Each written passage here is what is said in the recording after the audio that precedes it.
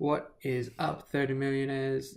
This week it is not your girl Caitlin coming to you from Swinburne. It is your boy Brayden coming to you from my home office. Half of our team is snowed under with their final uni assignments and exams and all that kind of thing. So I will be taking you through this month's sound check. Going to do a little quick one because I too have an exam coming up this week. So I'll be looking back through all of the pieces that we put out this month, and we'll be starting with the piece that I released on October 7th, which was in relation to Nadia Murad, who was a human trafficking survivor and has recently been announced to have won the Nobel Peace Prize for 2018. Really great story here. About her overcoming being trafficked by ISIS and used as a sex slave, and then going on to speak out against the matter at the UN and really push for change there. So it's obviously a horrendous story to start with, but something great has come out of this. Having worked with people going through similar things in Nepal, this was something that I was really pleased to see that this is being recognised and that Nadia is being rewarded for this. So yeah, it's a great story from where she goes to. So jump on to the website to read the full thing by me there. And yeah, we of course send out our congratulations.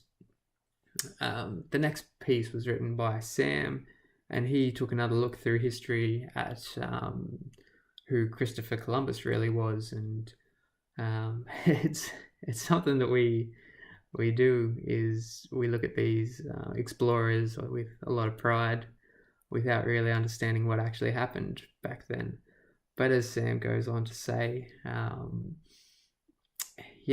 Christopher Columbus was, and I quote the article here, brutally slaughtered babies, burnt innocent civilians alive, cut off the hands of workers who did not meet their quota for mining precious resources, and tortured and sexually trafficked women and children, amongst other things. So, yeah, while a lot of people will look at him as a hero, and a great explorer, there's also the other side to it. We're talking about genocide of peoples here and trafficking within those discoveries. So it's something that we do need to look at in perspective, I guess. And yeah, again, jump online to read the full article there. The next one was from Martina, and Martina talked about Turkmenistan and how that country's slavery practices have been mostly ignored, but Martina does a good job of explaining what goes on within the Central Asian country of Turkmenistan.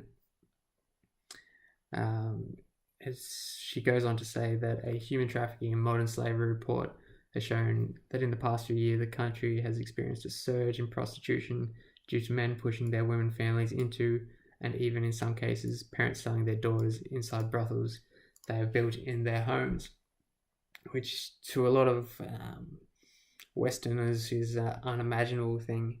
But if that's ingrained in their culture and it's something that's practiced throughout the country, it's not just as simple as saying to one person, no, that's not something you should be doing. It's a society's culture that needs to be changed. I know it's spread out a lot through that Asian area, and a lot of people can be tricked into it as well. If someone comes along and says, hey, your daughter is going to be a maid in this lovely house,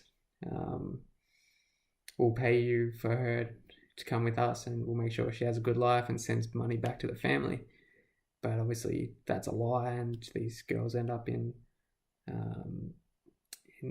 prostitution and other forms of modern slavery. So it's a shocking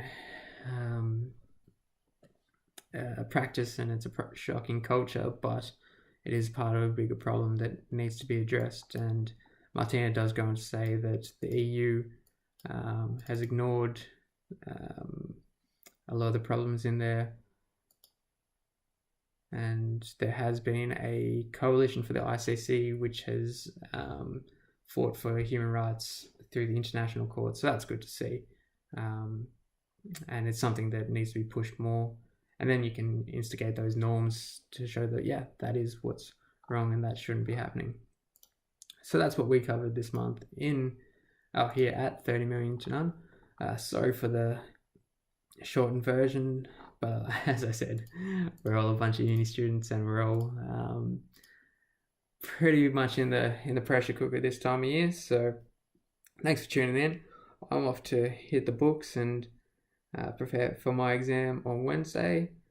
Drop us a comment if you want to hear more about anything that I've talked about, or just jump onto 30milliontonone.com and read the articles for yourself. We look forward to joining us next month.